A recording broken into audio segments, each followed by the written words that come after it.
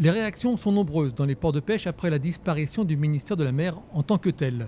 Les professionnels demandaient un interlocuteur dédié pour accompagner les difficultés que rencontre la filière. Il faut savoir qu'on dépend de plusieurs ministères. Les départements d'outre-mer sont gérés par le ministère de l'Intérieur. Les ports de pêche sont gérés par le ministère des Transports.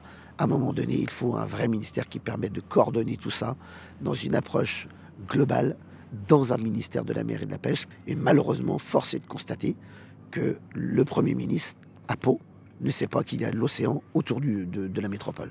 Certains reprochent également que la valse des différents intervenants politiques pénalise une filière qui a besoin de visibilité. Il y a des gens qui vont arriver là dans ce nouveau ministère qui ne seront pas au courant de la moitié de ce qui a été fait avant. Donc on va reprendre encore 2, 3, 4 mois dans la vue sans que ça avance, quoi. Et la filière n'a pas besoin de ça, quoi. La moindre journée perdue, c'est de l'argent, c'est de la visibilité pour toute la profession complète sur la filière.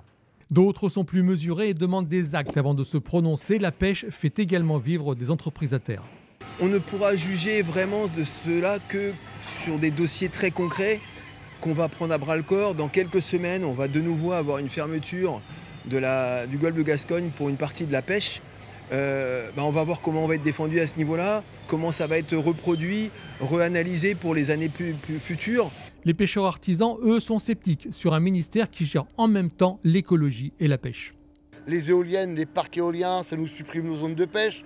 On va bientôt aussi arriver avec les aires marines protégées. Donc sans concertation, je ne sais pas qu'est-ce que ça donnera, mais certainement qu'on va encore nous supprimer des zones de pêche sans qu'on donne notre aval. Donc voilà, il n'y a aucune compatibilité avec le ministère de l'écologie et la pêche.